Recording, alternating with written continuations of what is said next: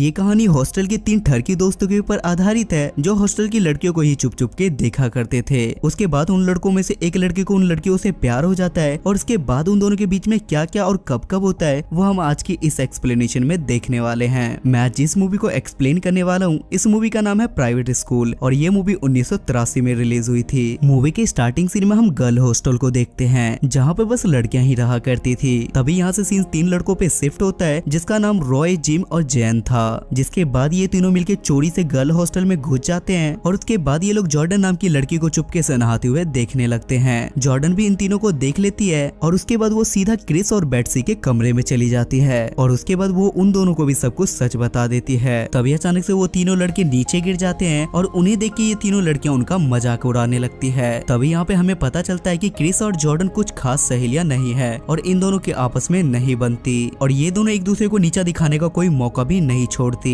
उसके बाद हम हॉस्टल डांस कंपटीशन देखते हैं जहाँ क्रिस अपने बॉयफ्रेंड जिम के साथ डांस कर रही थी, जहाँ वो अपने बॉयफ्रेंड को बताती है कि मैं अभी तक वर्जिन हूँ और मुझे तुम्हारे साथ फर्स्ट टाइम घाबाघब करना है। दूसरी तरफ हम जॉर्डन को भी देख पाते हैं जो कि बिल्कुल अकेली थी और उसके साथ कोई डांस भी नहीं कर रहा था। उसके बाद हम जैन को भी देखते हैं जो बेस्टी के साथ डांस कर रहा था। जिसके बाद अचानक से उसका स्पाइडरमैन खड़ा हो जाता है और उसके बाद वो दोनों प्रिंसिपल ऑफिस में चले जाते हैं और वहाँ जाने के बाद वो दोनों पलंग तोड़ घाबाघब करते हैं। लेकिन तभी अचानक से बदकिस्मती से प्रिंसिपल वहाँ पे आ जाती है और वो अपने साथ बहुत सारी टीचर्स को लाई थी और वो सब मिलके उसे बीच में ही धप्पा कर देते हैं। उसके बाद यहाँ से सीन यहीं पे कट हो जाता है और अगले सीन में हम क्रिस को बेस्टी से बात करते हुए देखते हैं जहाँ वो दोनों मिलके एक रूम बुक करने का प्लान बना रहे थे क्योंकि इस हफ्ते क्रिस को जिम के साथ घचाघच करना था। उसके बाद अगले सीन में हम सारे स्टूडेंट को हॉर्स राइडिंग करते हुए देखते हैं जहाँ क्रिस और जिम एक दूसरे से बात कर रहे थे और उन्हें देखने के बाद जॉर्डन काफी ज्यादा जेलिस करने लगती है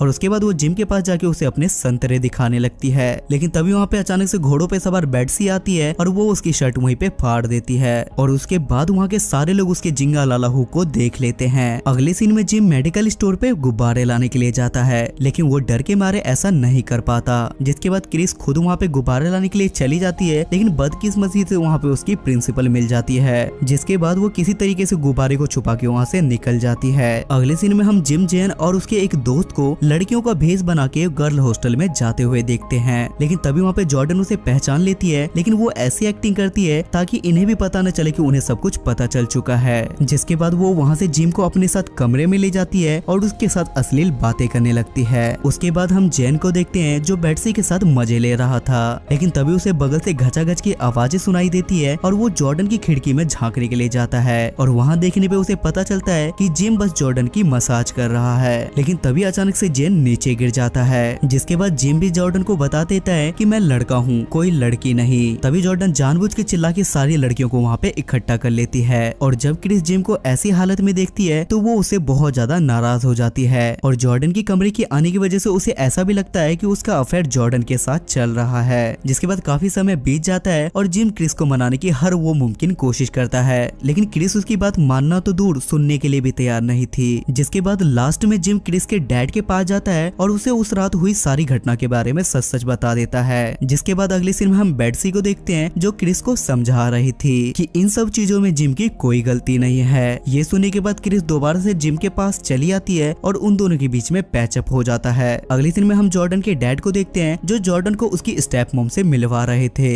जिससे मिलने के बाद जॉर्डन बिल्कुल भी खुश नहीं होती। उसके बाद हम हॉस्टल के प्रिंसिपल को देखते हैं जो जॉर्डन के डैड के टैक्सी ड्राइवर को जॉर्डन के डैड समझ लेती है और उसके बाद वो उससे ढेर सारी बातें करती है क्योंकि जॉर्डन के डैड एक बहुत बड़े अमीर आदमी थे और वो हॉस्टल के लिए कुछ फंडिंग भी करते थे। जिसके बाद बातों ही बातों में इन दोनों का मूड बन जाता है और ये दोनों कार की पिछली वाली सीट में जाके घचाघच करने लगते हैं। लेकिन बदकिस्मती से उसी कार की अगली सीट पे बेट्सी और जैन भी थे और उसी कार की पिछली वाली सीट पे ड्राइवर और प्रिंसिपल एक दूसरे के साथ घचाघच कर रहे थे। जिसके बाद ये दोनों मिलके वहाँ के स्पीकर को लाउड स्पीकर पे कर देती है जिसे सुनने के बाद सबको पता चल जाता है कि कार के अंदर प्रिंसिपल और ड्राइवर घचाघच कर रहे हैं। ये देखने के बाद प्रिंसिपल जैन को मारने लगती है और इन्हीं दोनों की हाथापाई में वहाँ की गाड़ी चलने लगती है और वो गाड़ी सीधा आके स्विमिंग पूल में गिर जाती है। उसके बाद अगले सीन में हम जैन और जॉर्डन को एक साथ देखते हैं मतलब अगले सीन में इन दोनों के बीच में कुछ होने वाला है। जिसके बाद सीन ग्रेजुएशन डे पे शिफ्ट होता है और वहाँ प्रिंसिपल सबको स्पीच देके वहाँ से चली जाती है और ये मूवी यहाँ पे खत्म हो जाती है। सो गाइस आई होप कि आपको आज की एक्सप्लेनेशन पसंद आई होगी और इस मूवी की IMDb मूवी रेटिंग है 5.2 स्टार्स आउट ऑफ 10 और इसे गूगल यूजर ने 73% लाइक किया है। अगर आपको मेरी एक्सप्लेनेशन पसंद आती है तो मेक श्योर आप मेरे चैनल को सब्सक्राइब करके बेल नोटिफिकेशन ऑन करके मुझे सपोर्ट जरूर करें। तब तक के लिए स्टे सेफ, स्टे हेल्दी।